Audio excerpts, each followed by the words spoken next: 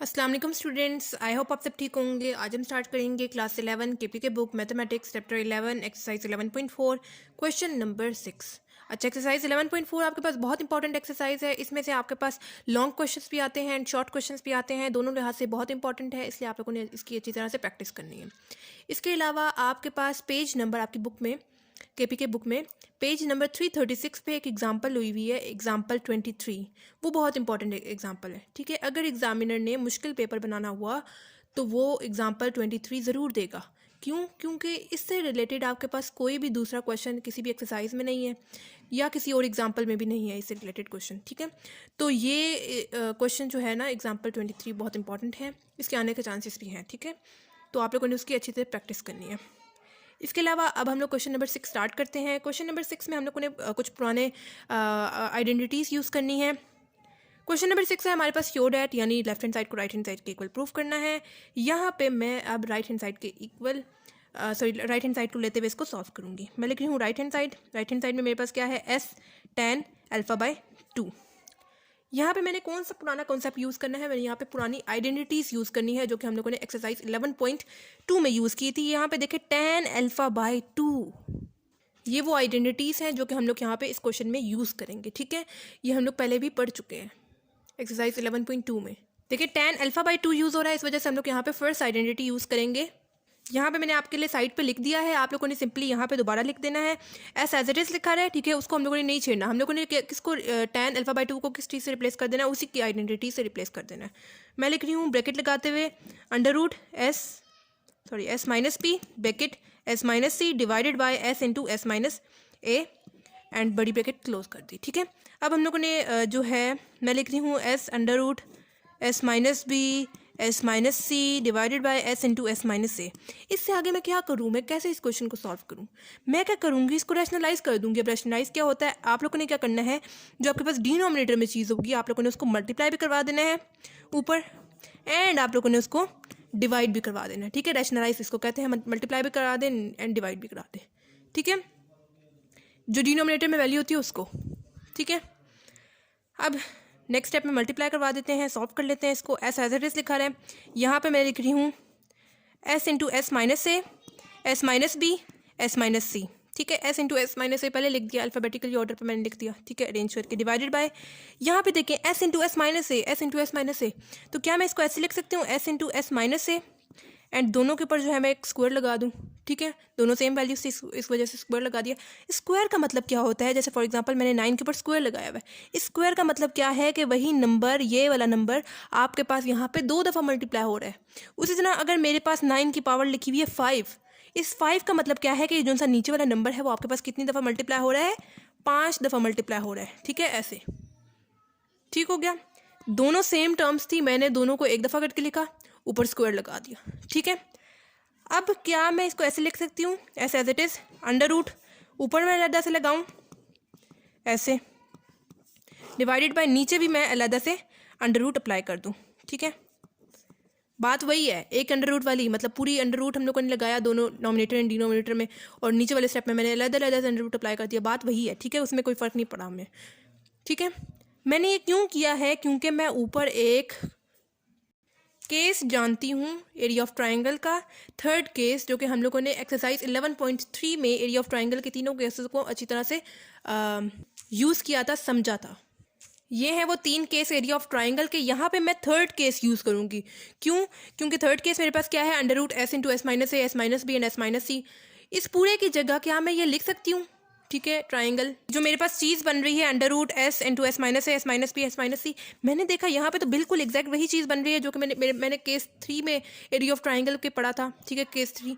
तो क्या इस पूरे की जगह मैं वापस ट्राइंगल लिख सकती हूँ, ठीक है। इस पूरे की जगह मैं नेक्स्ट स्टेप में क्या लिख दूंगी, ट्राइंगल डिवाइडेड बाय, यहाँ पे देखें तो हमारे पास ये वाला जो स्क्वायर है वो तो अंडर रूट से कैंसिल आउट हो जाएगा, इसका भी अंडर रूट खत्म हो गया, पीछे मेरे पास क्या रह गया, s इंटू s-a, ऐसे सिंपल, ठीक है। अब आप लोग कर दें इस s को इस s के साथ कैंसिल आउट, पीछे क्या रह गया, ट्राइंगल बाय s-a, और हमें पता है ट्राइंगल बाय s-a मेरे पास किसके इक्वल होता है, r1 के इक्वल, ठीक हो गया। एंड ये हमारे पास प्रूव हो गया। एंड पे लिख दें left hand side is equal to right hand side, ठीक है। अच्छा, अगर आपको नहीं पता है किसके इक्वल होता है तो मैं आपको कुछ फार्मूलाज शो कराती हूँ अभी, ठीक है। उनको आप लोगों ने अच्छी तरह से याद कर लेना है। ये हैं वो कुछ फार्मूलाज जो कि हम लोगों ने पिछले क्वेश्चंस में भी यूज़ किए थे, ठीक है। आर हमारे पास ट्राइंगल बाय एस के इक्वल होता है, R1 triangle by S minus a. अच्छा, 1 जो है वो ए के, 2 मतलब बी, 3 मतलब सी। ये चीज़ याद रखेंगे तो आपको आगे आसानी होगी, ठीक है। सेकेंड पार्ट भी बिल्कुल फर्स्ट पार्ट की तरह है, सिर्फ यहाँ पे फ़र्क क्या है, बीटा आ गया। यहाँ पे भी मैं राइट हैंड साइड को लेते हुए इसको सॉल्व करूँगी बिल्कुल फर्स्ट पार्ट की तरह। यहाँ पे भी मेरे पास आइडेंटिटी यूज़ होगी टैन वाली। ये है tan beta by 2 is equals to under root S minus A divided by S into S minus B. यहाँ पे मेरे पास बीटा बाई 2 यूज़ हो रहा है, इस वजह से मैंने सेकेंड वाली आइडेंटिटी यहाँ पे यूज़ करनी है, ठीक है। पहले आप लोग लिखते हैं राइट हैंड साइड में आपके पास क्या है, S into tan beta by 2। यहाँ पे एस जो है वो as it is first case की तरह चलता जाएगा, ठीक है। टैन बीटा बाई 2 मेरे पास किसके इक्वल होता है वो आप लोगों ने पहले लिख देना है, under root S minus C के S minus A divided by S into S minus B के, ठीक है। अब यहाँ पे इससे आगे मैं कैसे इसको सॉल्व करूँ, मैं क्या करूँगी, इसको रैशनलाइज करूँगी। रैशनलाइज कैसे करूँगी, जो मेरे पास जो डिनोमिनेटर में वैल्यू है उसको मैंने मल्टीप्लाई भी करवा देना है ऐसे, एंड साथ ही मैंने उसको डिवाइड भी करवा देना है, ठीक है। रैशनलाइज करवाया है, कैसे मैंने रैशनलाइज करवाया है, जो डिनोमिनेटर में वैल्यू है उसको ऊपर मल्टीप्लाई भी करवा दिया एंड डिवाइड भी करवा दिया, ठीक है।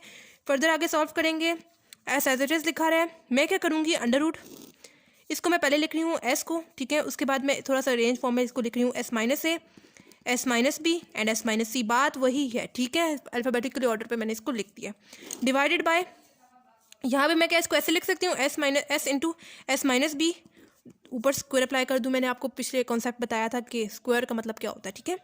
दोनों सेम वैल्यूज़ हैं, एक दफ़ा करते हुए हम लोगों ने ऊपर स्क्वायर लगा दिया, ठीक है। अब ये वाला एस मेरे पास एज इट इज़ लिखा रहा है, इसको ये वाला जो अंडर रूट दोनों में अप्लाई हो रहा है, क्या मैं इसको ऐसे लिख सकती हूँ, ऊपर अलग से मैं अंडर रूट अप्लाई कर दूँ एंड नीचे मैं अलग से अंडर रूट अप्लाई कर दूँ, ठीक है। सो दैट मैं ऊपर एक फार्मूला क्लोज करके लिख सकूँ और नीचे मैं जो है वो अंडर रूट के साथ स्क्वायर को कैंसिल आउट कर सकूँ। इस वजह से मैंने अंडर रूट जो है वो ऊपर अलग से नीचे अलग से अप्लाई कर दिया, ठीक है। ये वाला जो स्क्वायर है वो तो अंडर रूट से कैंसिल आउट हो जाएगा, जबकि यहाँ पे मेरे पास यहाँ पे, ठीक है, S into S minus a, s minus B, s minus c, पूरे के ऊपर अंडर रूट लगा हुआ है। यहाँ पे मेरे पास यूज़ हो रहा है एरिया ऑफ ट्राइंगल का थर्ड केस, ठीक है। ये आप लोग देख सकते हैं, ये जो कि मेरे पास किसके इक्वल होता है, वापस ट्राइंगल के। तो इस पूरे की जगह मैं क्या लिख सकती हूँ, triangle S as it is लिखा रहा है, इसकी जगह मैं लिख दूंगी ट्राइंगल डिवाइडेड बाय, यहाँ पे तो अंडर रूट जो है वो स्क्वायर से कैंसिल आउट हो गया, पीछे मेरे पास क्या रह गया, S into S minus B. S S तो आपस में कैंसिल आउट हो जाएंगे, पीछे क्या रह गया, triangle by S minus B. और मुझे पता है triangle by S minus B मेरे पास किसके इक्वल होता है, R2 के, and left hand side is equal to right hand side, हमारे पास प्रूफ होगी, ठीक हो गया।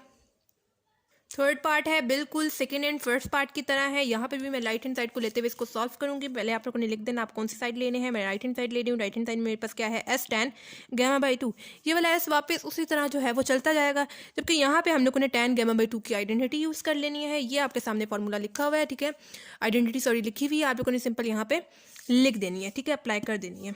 मैं लिख रही हूँ एस एज इट इज़ लिखा रहेगा, टैन गैमा बाई 2 की जगह मैं उसकी आइडेंटिटी लिखूँगी, under root S minus a s minus b divided by S into S minus c, ठीक है। अब आप लोगों ने इसको रैशनलाइज कर देना है, रैशनलाइज उसी तरह जो डिनोमिनेटर में वैल्यू है उसको आप लोगों ने ऊपर मल्टीप्लाई भी करवा देना है एंड आप लोगों ने नीचे डिवाइड भी करवा देना है, बिल्कुल इसी तरह, ठीक है। रैशनलाइज करवाया, डिनोमिनेटर में वैल्यू थी उसको मल्टीप्लाई भी करवाया एंड डिवाइड भी कर दिया, ठीक है, सो दैट आगे हम लोग इसको सॉल्व कर सकें। ये वाला एस एज इट इज साथ चलता जाएगा, अंडर रूट ये वाला जो एस है वो मैं स्टार्ट में लिख रही हूँ, अरेंज फॉर्म में लिख देंगे s minus a, s minus b and s minus c, ठीक है, अल्फाबेटिकली ऑर्डर पे मैंने लिख दिया इसको। उसके बाद अगेन मैं यहाँ पे क्या लिख सकती हूँ, एस इंटू एस माइनस सी, ऊपर स्क्वायर, दो वैल्यूज़ हैं सेम सब कुछ है, मैंने ऊपर स्क्वायर की फॉर्म में लिख दिया, ठीक है। स्क्वायर का मतलब क्या होता है कि जो चीज़ नीचे लिखी हुई है वो यहाँ पे दो दफ़ा अप्लाई हो रही है, दो दफ़ा यूज़ हो रही है, ठीक है। ये वाला एस एज इट इज़ लिखा रहेगा। अब मैंने क्या करना है, अंडर रूट जो है पूरे दोनों के ऊपर, नोमिनेटर एंड डिनोमिनेटर के ऊपर अलग अलग से अप्लाई कर देना है। ऐसे नोमिनेटर पर भी अलग से अप्लाई कर दिया एंड डिनोमिनेटर में भी मैंने अलग से अप्लाई कर दिया, ठीक है। अब ये जो डिनोमिनेटर में है वो तो अंडर रूट स्क्वायर से कैंसिल आउट हो जाएगा, जबकि ऊपर मेरे पास नोमिनेटर में एरिया ऑफ ट्राइंगल का थर्ड केस जो है वो क्लोज हो रहा है, ठीक है। Triangle s into S minus a, s minus B, s minus c close होकर मेरे पास क्या बनेगा, ट्राइंगल। तो इस पूरे की जगह मैं क्या लिख सकती हूँ, triangle as it is divided by S into S minus c, ठीक हो गया। अब तो हमें सामने देख के पता चल रहा है कि s and two s cancel out हो जाएंगे, पीछे मेरे पास क्या रहेगा, triangle divided by S minus c. ठीक है, और मुझे पता है triangle by S minus c मेरे पास किसके इक्वल होता है, R3 के equal, and left hand side मेरे पास राइट हैंड साइड के इक्वल प्रूव होगी। ठीक हो गया, सिंपल। यहाँ पे आपको आइडेंटिटीज़ आती होंगी तभी आप इन क्वेश्चंस को सॉल्व कर सकते हैं। तो आप लोगों ने क्या करना है, अभी चैप्टर कंप्लीट तकरीबन एक क्वेश्चन रह गया सिर्फ, उसके बाद मैं आपके साथ शॉर्ट एक शेयर करूँगी, ठीक है, जिसमें सारी आइडेंटिटीज़ लिखी होंगी। आप लोगों ने उसी को डाउनलोड करना है और उसको अच्छी तरह से याद कर लेना है। ठीक है, तो ये था हमारे पास एक्सरसाइज 11.4 का क्वेश्चन नंबर 6। अगर आपको कोई प्रॉब्लम हो किसी भी क्वेश्चन से रिलेटेड तो आप लोग मुझसे कमेंट बॉक्स में पूछ सकते हैं। इसके अलावा आप लोगों ने मुझे ये भी बताना है कि आपको मेरी वीडियोस कैसी लग रही हैं, क्या ये हेल्पफुल हैं या नहीं है, और आपने मेरे चैनल को सब्सक्राइब भी करना है ताकि मेरी सारी वीडियोस आपकी तरफ टाइमली पहुंच जाए, और अपने फ्रेंड्स वगैरह के साथ भी शेयर करें ताकि उनका भी फ़ायदा हो जाए। तो मिलते हैं नेक्स्ट वीडियो में, तब तक के लिए अल्लाह हाफिज़।